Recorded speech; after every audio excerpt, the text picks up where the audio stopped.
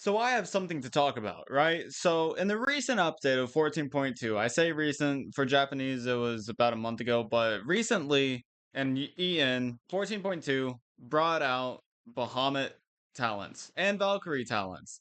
Are they equal? By no means are they equal. Fucking Bahamut became probably one of the most busted units in the game.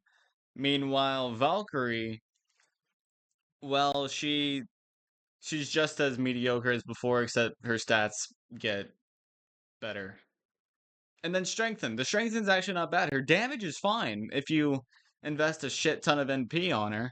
So, in the background video, I'm not doing the scripted. I think scripts are fucking they're not for me. I don't script jokes, I don't do any of that. So I don't do skits. So in the background, you're watching my Valkyrie, who has level 10 attack talents and maxed out strength and talents, while my Bahamut has maxed out explosion talents. Keep that in mind, because uh, this background gameplay, I mean, it's just for show, but at the same time, it definitely shows some good shit. Stay tuned to that. So keep watching that. However, so here's the thing about uh, Valkyrie and Bahamut. Those two units have always been uneven, right? Because Valkyrie was unlocked in Empire of Cats Chapter 2, Bahamut was unlocked in Empire of Cats Chapter 3. Obviously, Bahamut's meant to be stronger than Valkyrie, but not this much stronger. You know what I mean? Like, Valkyrie has always been mediocre. Her range is bad, her HP is bad, and frankly, her damage is not great. None of her stats are really that great. Thankfully, she's cheap and has a somewhat low recharge time, but her attack frequency is not that great. Even in true form, her freeze is not guaranteed and it doesn't last very long. Uh, Meanwhile, Bahamut's true form got speed and just the same amount of damage, except much quicker attack frequency. So again, Valkyrie got the short end of the stick. Except I'm sure she got better stats and stuff, but I mean better stats won't change her stats from bad to good. Better stats just make it from bad to mediocre. Good would have been mm, doubling all of her stats or whatever. You know, like reducing her cost more, or reducing her recharge time more. And frankly, freeze, I mean, although it was the pre-healer healer cheese, it's not really going to cut it. It's not going to make Valkyrie have all that much usage, aside from, 7 years ago when it first came out and people needed some sort of freeze. I say 7 years ago, it was probably longer. But, like, they've never been equals. Never. I think it's a scam that Valkyrie got, like, the Valkyrie, and Into the Future Chapter 2, the boss, the alien Valkyrie, she had strengthen. Why didn't Valkyrie's true form have strengthen? And and meanwhile, like I mean, the Bahamut boss had super quick attack frequency. Meanwhile, like I mean, the Bahamut boss is mostly the same as Bahamut's true form. Why did they not give Valkyrie strengthen in her true form instead of that freeze? Or maybe both. Like, like it's that kind of thing where it's like Valkyrie got scammed. And Bahamut became a rusher, which is naturally just a good unit because any rusher can really stand a chance in the meta just because things get rushed down pretty damn easily. Just have good damage. Even Isun Boshi has places where he thrives. And, like especially with the true form, now the damage is actually decent at least. And so, especially against traitless and angels, even some of the worst rushers have places where they're useful. Meanwhile, Valkyrie's just a boring. I don't even know if she's a mid ranger. She might be a low mid ranger, and she, you know, even with maxed out attack talents that you see in the video behind me or behind whatever in the background, didn't. She died quickly. Like she died less quickly than Bahamut, but he's a rusher. He's meant to die. I never had two of her at the same time, I don't think. which means that she doesn't have good enough survivability for her niche or whatever, for her purpose. And like she doesn't have the H, and obviously I could have changed her HP a little bit by giving her talent, but I wasn't going to invest in that because these guys have uber costs of talents. Like they are like, it's strange to me just how unbalanced they are. Valkyrie was made better, sure, and she got the 80% stat increase from attack and defense and stuff, and she got the strengthen, but the strengthen is at I think a third of her HP. So by the time you get her strengthen, she no longer has the ability to uh, reposition, which like it's just so sad because Valkyrie's design is sick. I love Valkyrie's design. It just she's never going to be used even with talents. Meanwhile, Bahamut, uh, he's he's become the most overpowered rusher simply because now he has pierce. He has piercing damage that not only lets his damage pierce, like what piercing means. How many times can I say pierce in a row? But it also allows his hits to hit more than once. He can essentially hit something for 200,000 damage in one hit. And that's not even counting the fact that its AoE is massive. Like, and then his movement speed, I feel I'm not going to upgrade his movement speed simply because, I mean, timing could get fucked up, and honestly, 50 to 60, not that big of a deal in my opinion. Uh, I don't even know what his other talent was, but I didn't get it. Because simply rushers, I mean, unless the immunity is surge or wave, I mean, I don't think any of the other statuses really matter that much. Aside from, I mean, I guess slow, but like, I mean, there's exceptions obviously, but most of the time, immunities on rushers doesn't really do much. But like, Bahamut's just so overpowered. It's crazy. And by the way, can I just say the fact that those two legend units got talents before the basic units makes me believe that the basic units aren't going to get talents because holy shit, nobody uses basic units except for maybe Eraser. Like Eraser's the only basic unit that I would use, frankly, uh, because like Mohawk gets uh outdone by a lot of other meat shields. Dark Cat. Oh, do I even have to mention him? Macho Legs Cat. I mean, I think Catalite, with thanks to his new talents, even has better DPS against aliens, and he's a fucking meat shield. Uh, Lion. I mean, sure, I guess, but like, there's better, especially Manic Lion or Little Lion if you want spam ability. Then there's Flying, which why the fuck give Flying weaken? Why give Flying weaken? And why does it have so little range? But anyway, Island, honestly, I see Island getting used, but like not as much as its other counterparts like Brainwashed and Manic, because I mean, as much as Island's stats are good, 1200 is kind of a lot. And frankly, nobody's going to use Normal Island over Manic Island. Just gonna tell you that right now. Then there's King Dragon. King Dragon's actually not bad, but I mean, Manic King Dragon exists with more range. So, you know. And then Jamira. Does anybody use any Jamira ever? Aside from like the Empire of Cats chapters, does anybody use Jamira? Like, and maybe against Wan, sure, but that's only because you can only use normal cats and Ubers. So whatever. But like, I got kind of off rails. What I'm trying to say is that they're more than okay with overpowering Bahamut while keeping other units that deserve more less powerful. Because like, let's be real, even if the basic cats do get talents, I mean, they're not all going to become good thanks to it. Like I still feel like they would all get outmatched by other options if, even if they got talents. Aside from Super Feline with talents could get like a different targeting. It could get immunities. It could get strengthened for all I care. Like Super Feline has potential with talents. All the others, no. But like I just giving Bahamut explosion is way too powerful.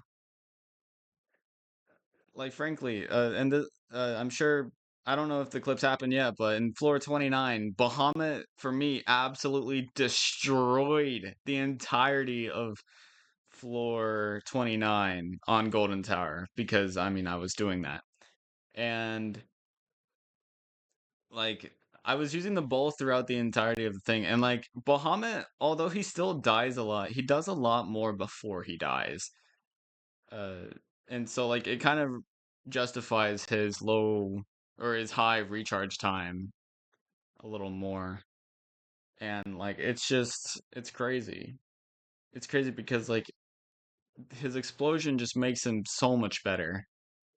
Like probably twice as good. Like he's probably available to be used twice as often now, and I'll probably keep using him rather than using other rushers such as Poseidon or Kalisa, or I don't have Yukimura, but him, like I would use Bahamut over Yukimura against non-black enemies, simply because that explosion is so good.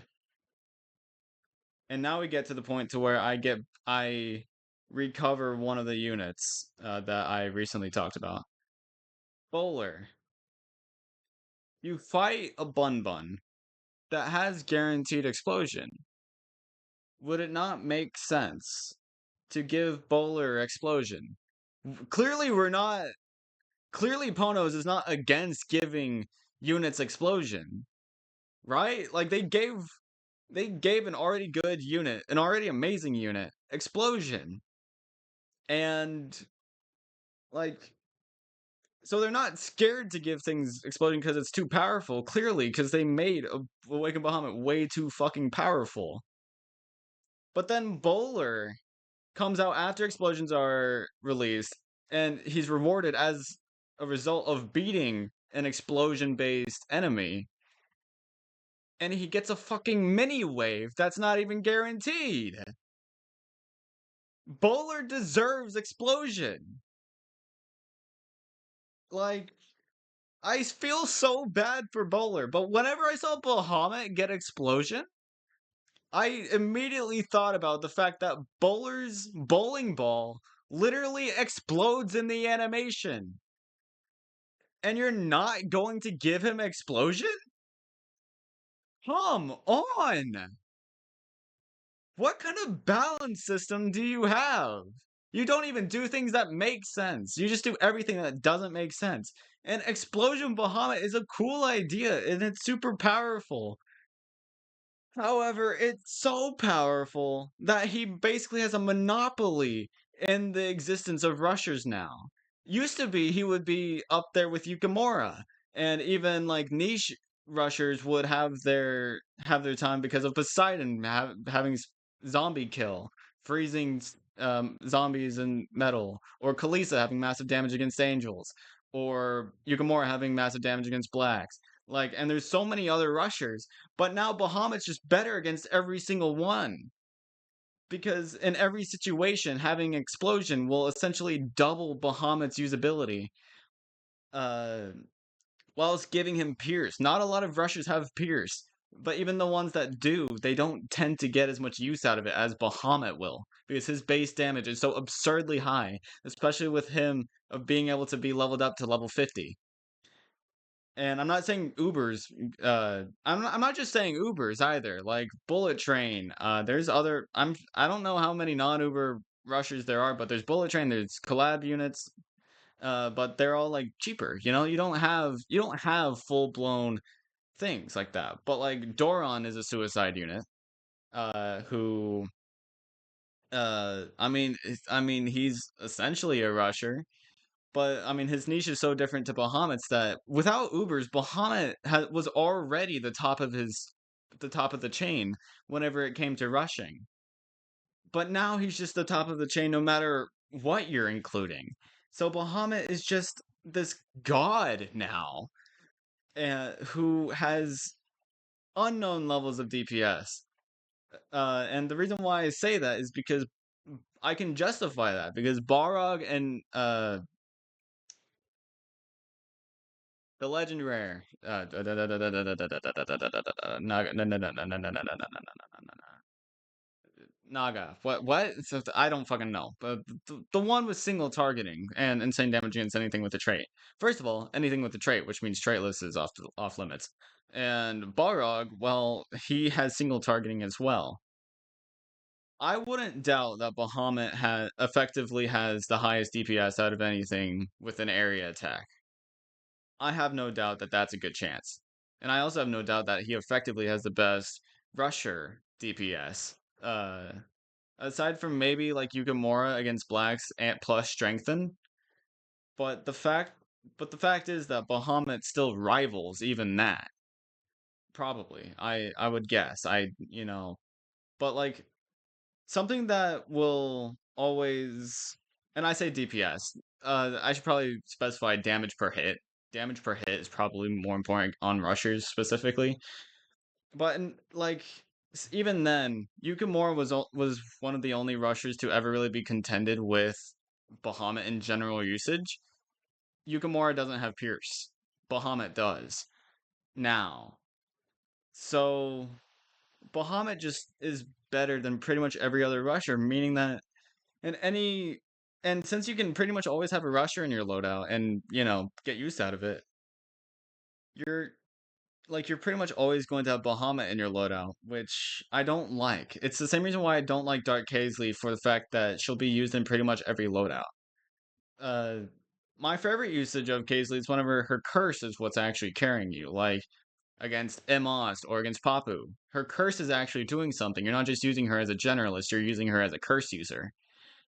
But Bahamut, he's a rusher. He'll be used the same way she is as a generalist, except as a rusher, he'll always get usage. Even there's even stages where Dark Casley doesn't get usage, but in pretty much every stage, Bahamut will get usage. So I'm saying it, Bahamut's better than Dark Casley and Phono. Uh, Phonoa. I'm saying Bahamut's better than Phonoa. Fuck you. I don't care what you Uber carriers think. Bahamut's better. Bahamut is the best unit, most valuable unit throughout the entire game. Because there is no part of the game where Bahamut is not useful.